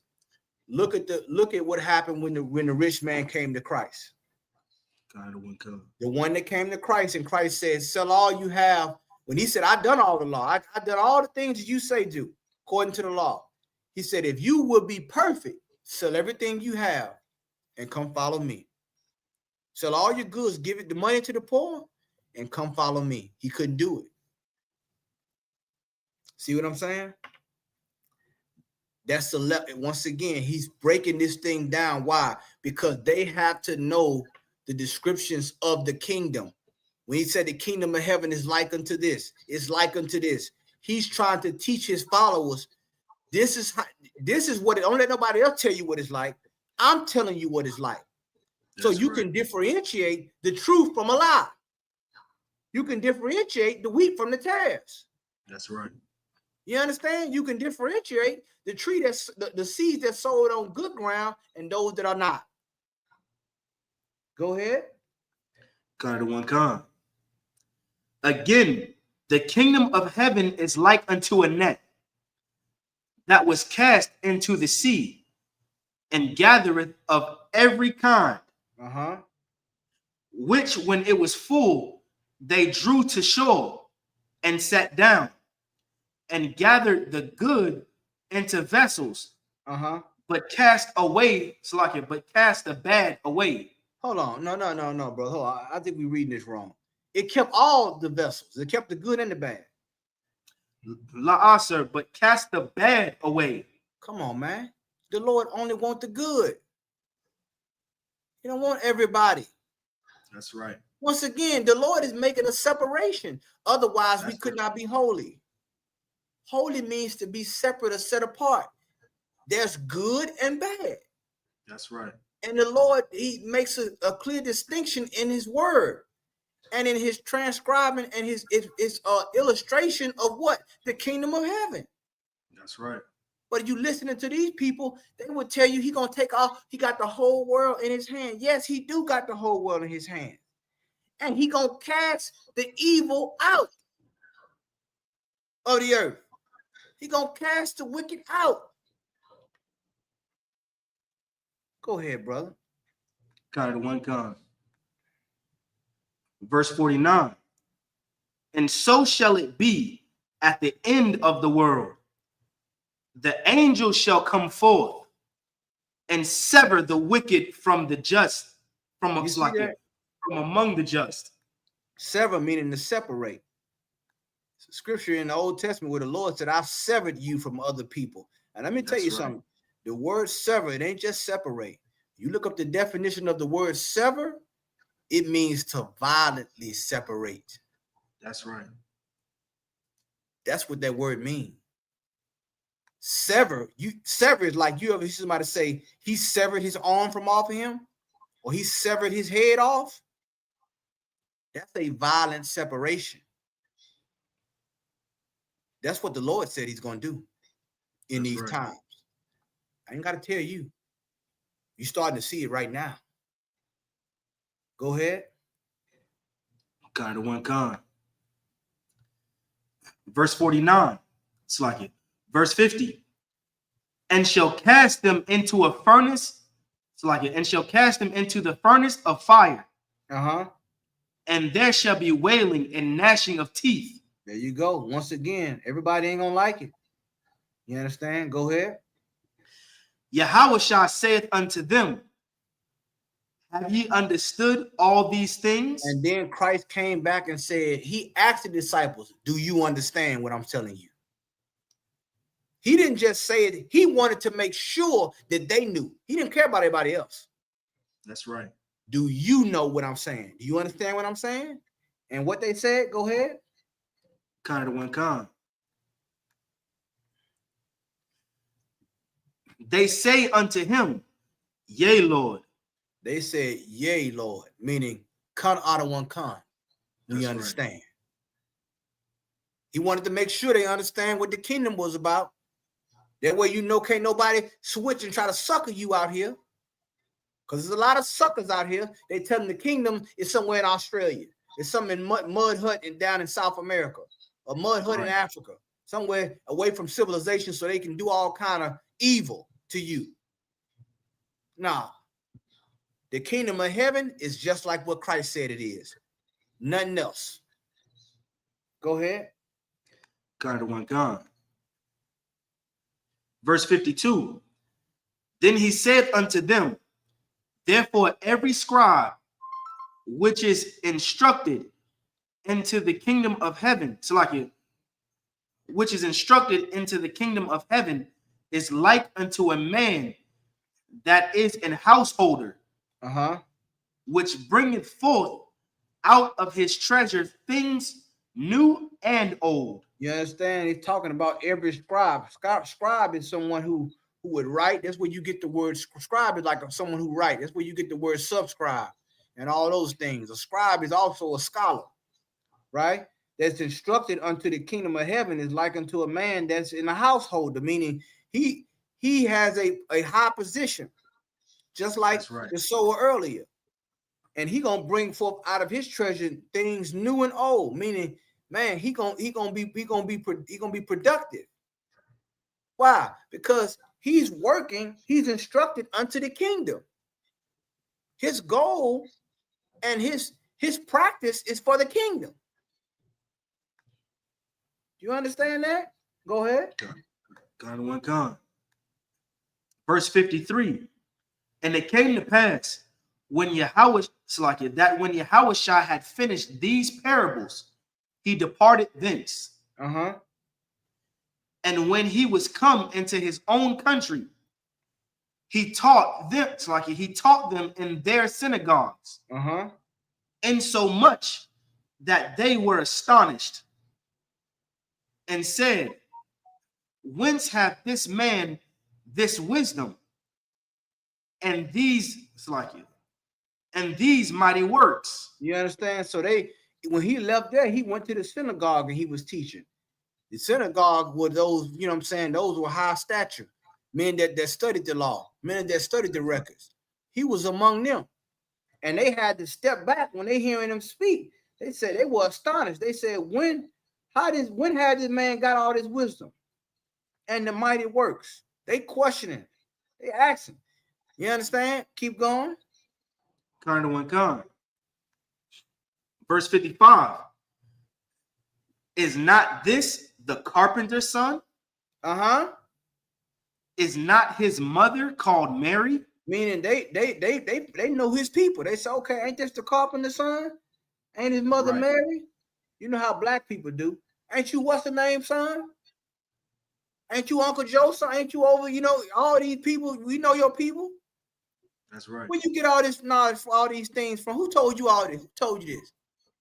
Who told you that? Right. How you know that? You know what I'm saying?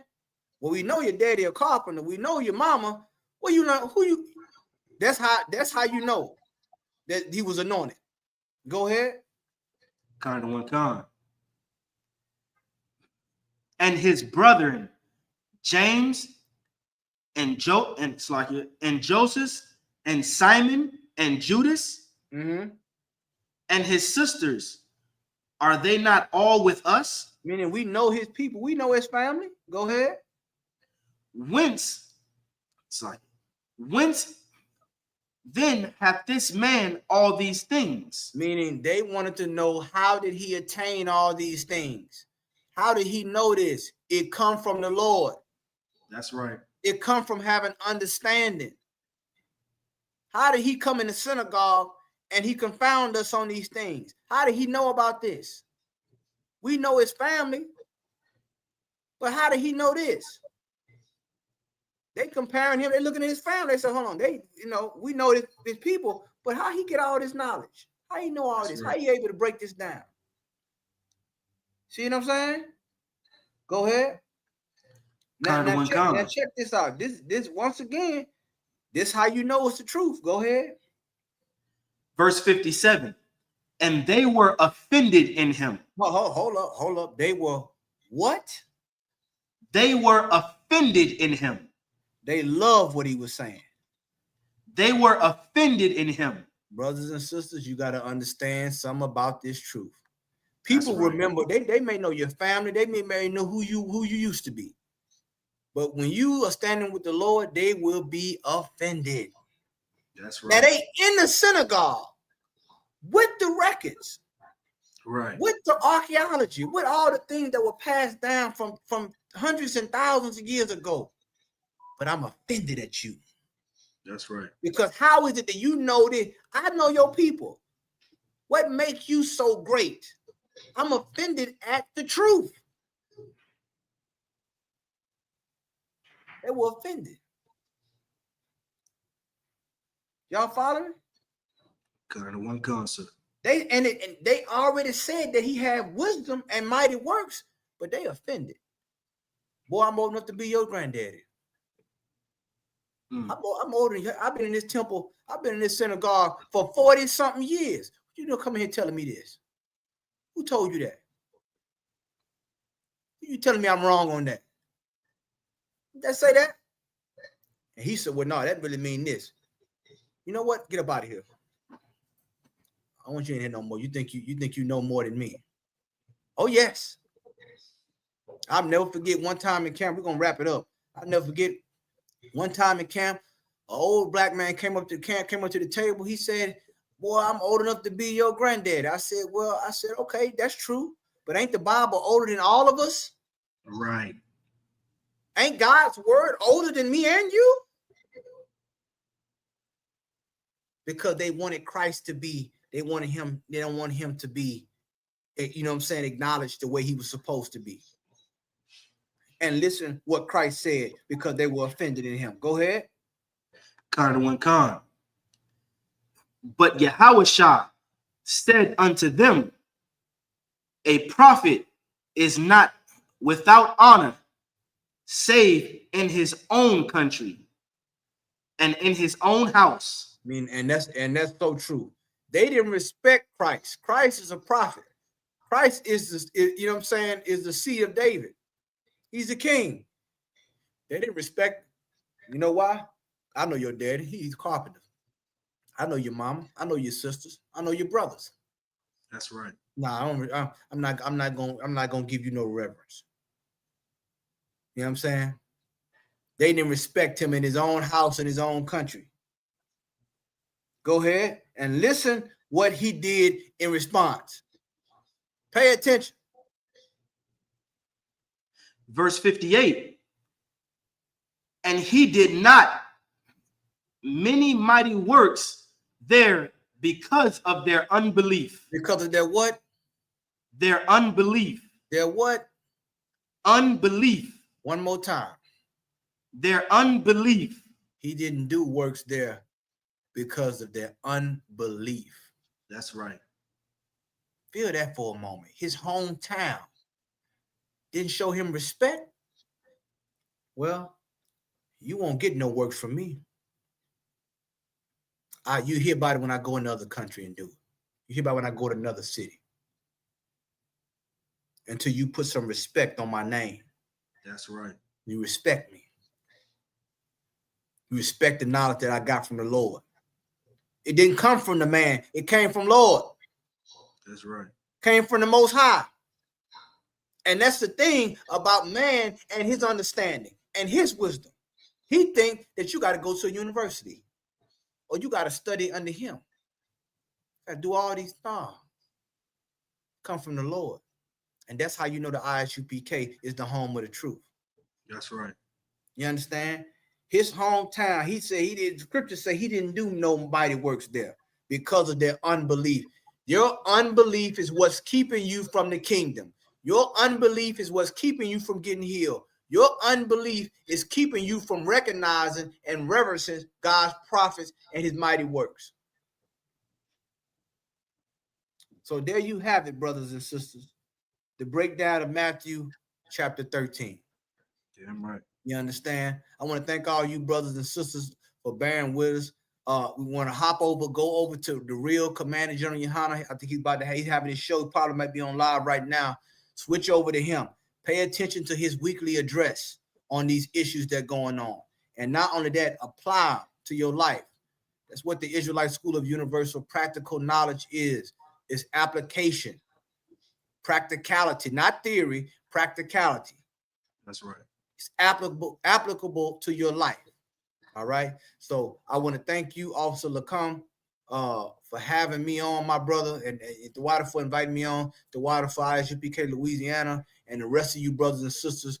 Head on over, click on YouTube, head on over to the real Commander General Yohana right now. Get on that show and make sure you follow along, man. The water again. Shalom, Yahweh. I'm sorry, my brother. You want to say something, Lacombe? Salaya, sir. Just make sure y'all tune in next Monday. Matthew's 14. We're gonna keep the series going. We got Captain of 10,000 Kapash out of Indianapolis, Indiana. The following week, we have General Kathum will be teaching Matthew's 15. So everybody stay locked in. We're gonna break this all the way down to break down all the lies of Christianity and pull the truth back into Israel like it's supposed to be. Salaya, sir.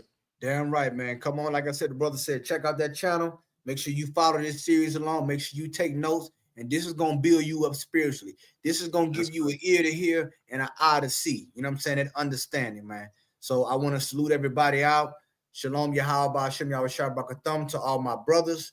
Shalom Yahweh Shema Alathum Ba'Shem Yahweh Shah to all my sisters. Shalom Israel. Hey, shalom.